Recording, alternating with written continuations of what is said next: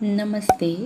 આજે આપણે ધોરણ 8 ગુજરાતી વિષયના એકમ 7 દેશભક્ત ઝઘડુસાની સમજણ મેળવીશું.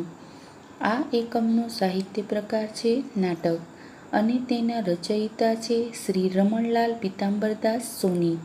તેમનો જન્મ ઈસવીસન 1908માં સાબરકાંઠા જિલ્લાના મોડાસા તાલુકાના કોકાપુર ગામમાં થયો હતો.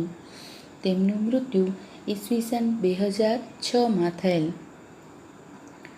જ્યારે આખાય રાજ્ય પર આપત્તિ આવે ત્યારે એ સમયે જો રાજા અને પ્રજા સમજપૂર્વક અને ધીરજપૂર્વક ઉકેલ લાવે તો એ સમસ્યા ચોક્કસ હળવી થઈ જાય છે. આ નાટકમાં રાજા વિશળદેવ, જે પોતાના રાજ્યમાં 2 વર્ષથી દુકાળ પડ્યો હોવાથી પ્રજાના દુઃખને કારણે દુઃખી હતા અને એવા સમયે તેઓ દેશભક્ત ઝઘડુસાને યાદ કરે છે. આપબળે એકઠી કરેલી કમાણી અને જમા કરેલા અનાજના કોઠારોને સંકટ સમયે પ્રજા માટે ખુલ્લા મૂકી દેનારા એવા ઝઘડુસાના દિલની ઉદારતાનો પરિચય આ નાટક દ્વારા અને આજના આ ઓડિયો દ્વારા આપણે મેળવીશું. સ્થળ પાટણ. પાટણના રાજા વિશળદેવનો દરબાર. રાજા વિશળદેવ દરબાર ભરીને બેઠા છે, પણ સૌના મોં ઉદાસ છે. આખાય દરબારમાં જાણે નિરાશાની ઘેરી છાયા ફરી વળેલી છે. રાજાની સામે રાજજોશી ટીપણું પહોળું કરીને બેઠા છે. તે આંગળીના વેઢા પર આંકડા માંડે છે. ઉદાસ શબ્દનો અર્થ થાય ગમગીન અથવા તો ખીન. નિરાશાની ઘેરી છાયા ફરી વળવી એ રૂઢિપ્રયોગનો અર્થ થાય ચારે બાજુ અત્યંત નિરાશાનું વાતાવરણ ફેલાઈ જવું. ટીપણું એટલે કે પંચાંગ.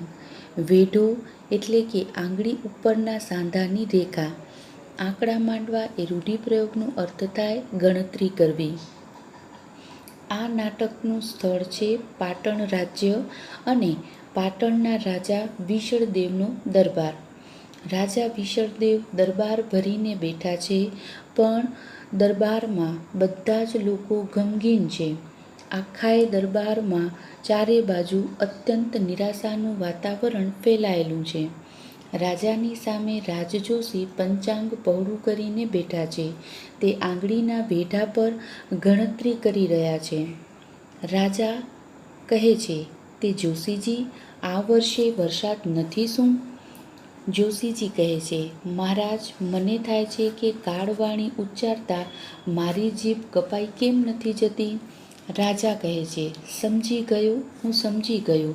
જોશી, હવે બોલવાની જરૂર નથી.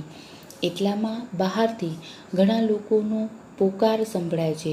અમને ખાવાનું આપો, અમને જીવાડો, અમે મરી જઈએ છીએ.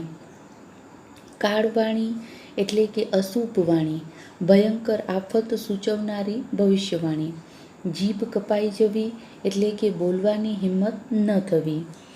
રાજજોશી પંચાંગ ખોલીને બેઠા હતા, માટે રાજા જોશીજીને પૂછે છે કે આ વર્ષે પણ વરસાદ નથી શું? એટલે જોશીજી કહે છે, મહારાજ, મને થાય છે કે આવી અશુભ વાણી ઉચ્ચારતા મારી જીભ કપાઈ કેમ નથી જતી? રાજા કહે છે, સમજી ગયો જોશીજી, હવે તમને બોલવાની જરૂર નથી. જોશીજી અને રાજા વાતચીત કરી રહ્યા હતા, એટલામાં જ બહારથી ઘણા લોકોનો પોકાર સંભળાય છે.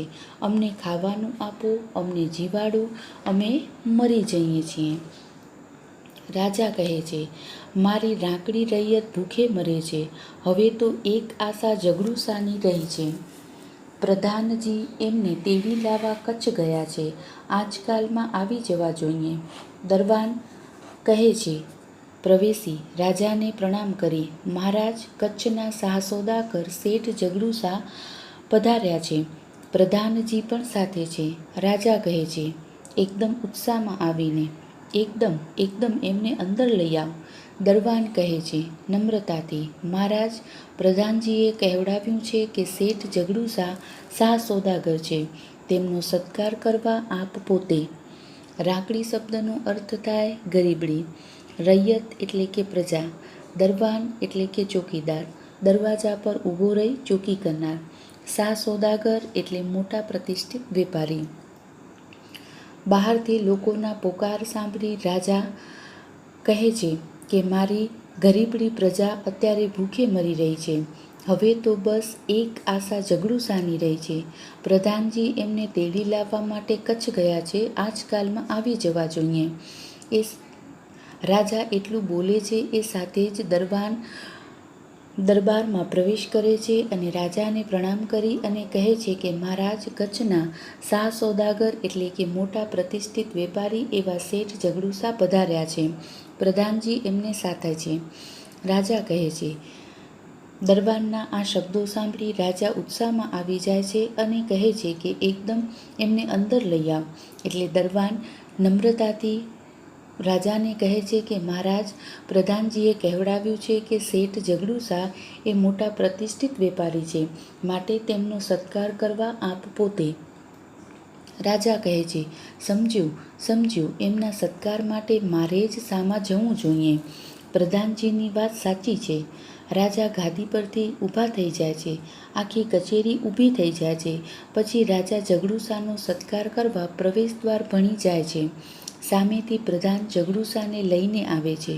જગડુશાને જોઈ રાજા ઝડપથી પગલાં ભરી એની સામે જાય છે. તેવી જ રીતે જગડુશા પણ ઝડપ કરે છે. બંને એકબીજાને વહાલથી ભેટે છે. પછી રાજા જગડુશાનો હાથ પકડી રાજગાદી તરફ દોરી જાય છે અને પોતાની જોડે જ ગાદી પર તેમને બેસાડે છે. બંનેના બેઠા પછી પ્રધાન અને દરબારીઓ પોતપોતાના આસન પર બેસે છે. ભણી શબ્દનો અર્થ થાય તરફ અને ઝડપ કરવી એ રૂઢિપ્રયોગનો અર્થ થાય ઉતાવળ કરવી.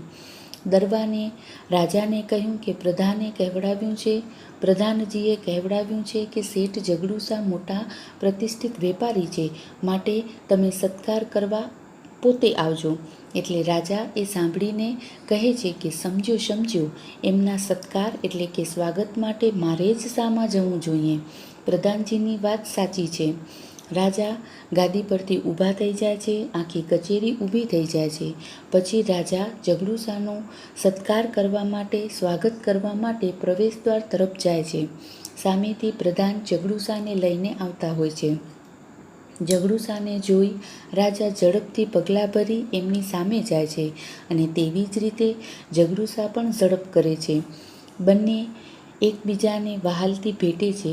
પછી રાજા વિશળદેવ જગડુશાનો હાથ પકડી રાજગાદી તરફ લઈ જાય છે અને પોતાની જોડે જ ગાદી પર તેમને પણ બેસાડે છે.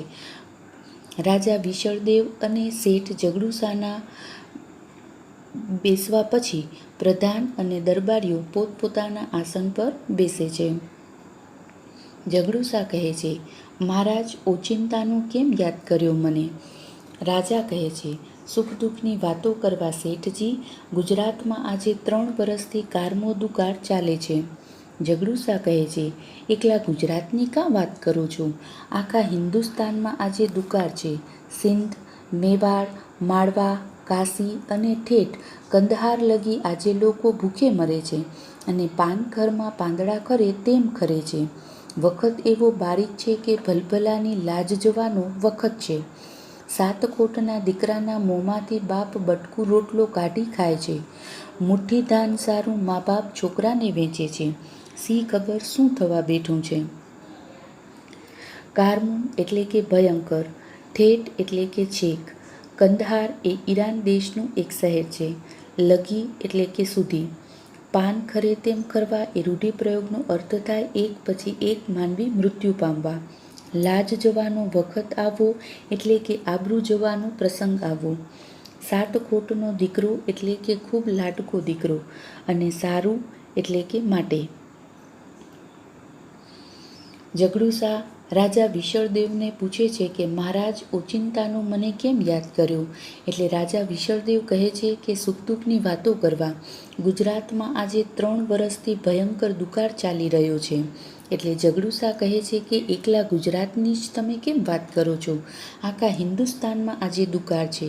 સિંધ હોય, મેવાડ હોય, માળવા હોય, કાશી હોય કે છેક ઈરાન દેશના શહેર કંદહાર સુધી આજે લોકો ભૂખે મરી રહ્યા છે અને એક પછી એક માનવી મૃત્યુ પામી રહ્યા છે.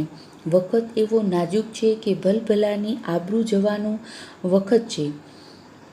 7 કોટના દીકરા એટલે કે ખૂબ જ લાડકા દીકરા હોય તો પણ તેના મોંમાંથી બાપ બટકું રોટલો કાઢી ખાય છે. મુઠ્ઠી ધાન માટે મા બાપ પોતાના છોકરાને વેચી રહ્યા છે. શી ખબર શું થવા બેઠું છે? રાજા કહે છે, રામજી રાખશે તે રહેશે, પણ આવી વખતે રૈયતને ટકાવી રાખવાનો રાજ્યનો ધર્મ છે. ઝઘડુસા કહે છે, આપ સરખા પ્રજાવત્સલ રાજાના મોંમાં આવા જ શબ્દો શોભે. મને એ સાંભળી બહુ આનંદ થાય છે. મેં તો સાંભળ્યું છે કે આપે આપના ધાનના કોઠાર અને ધનના ભંડાર ગરીબોને માટે ખુલ્લા મૂકી દીધા છે. સરખા એટલે કે જેવા. પ્રજાવત્સલ એ શબ્દનો અર્થ થાય પ્રજા પર પ્રેમ રાખનાર, અને કોઠાર એટલે કે અનાજ ભરવાનો ઓરડો. ઝઘડુસા કહે છે કે ગુજરાત નહીં, આખા હિન્દુસ્તાનમાં આજે દુકાળની પરિસ્થિતિ છે અને અત્યારે નાજુક વખત ચાલી રહ્યો છે. એટલે રાજા કહે છે કે રામજી રાખશે તે રહેશે, પણ આવી વખતે પ્રજાને ટકાવી રાખવી એ રાજ્યનો ધર્મ છે.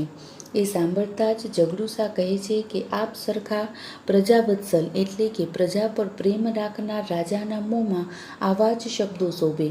મને એ સાંભળી બહુ આનંદ થાય છે અને મેં તો એવું પણ સાંભળ્યું છે કે આપે આપના ધાનના કોઠાર અને ધનના ભંડાર રાજ્યની ગરીબ પ્રજા માટે ખુલ્લા મૂકી દીધા છે. રાજા કહે છે, મૂકી દીધા હતા, હવે તો એ ખાલી થઈ ગયા.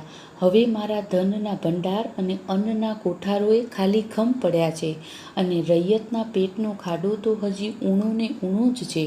ધાર્યું તું કે સાલ વરસાદ આવશે ને સૌ સારા બાના થશે, પણ વરસાદ આવ્યો નહીં. અધૂરામાં પૂરું તીડ પડ્યા. લોકો ત્રાહિમામ પોકારે છે.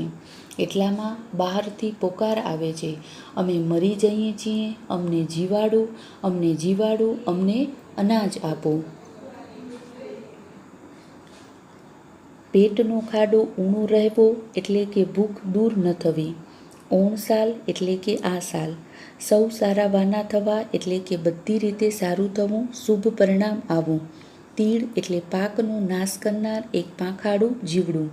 ત્રાહી ત્રાહી પોકાર કરવા એટલે કે બચાવો બચાવો એમ મોટેથી બોલવું.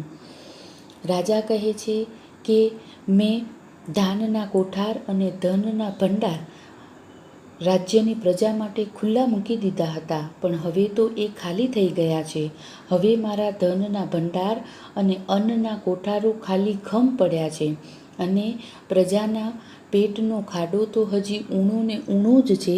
એટલે કે હજી હું પ્રજાની ભૂખ દૂર નથી કરી શક્યો. ધાર્યું તું કે આ સાલ વરસાદ આવશે તો બધું જ સારું થઈ જશે, પણ વરસાદ આવ્યું નહીં. અધૂરામાં પૂરું તીડ પડ્યા.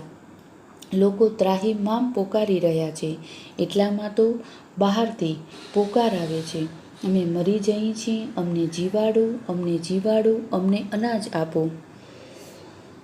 દુકાળની આ નાજુક પરિસ્થિતિમાં દાનવીર અને દેશભક્ત ઝઘડુસા રાજા વિશળદેવની ચિંતા કેવી રીતે દૂર કરે છે તે આપણે આ એકમના બીજા ઓડિયોમાં જોઈશું.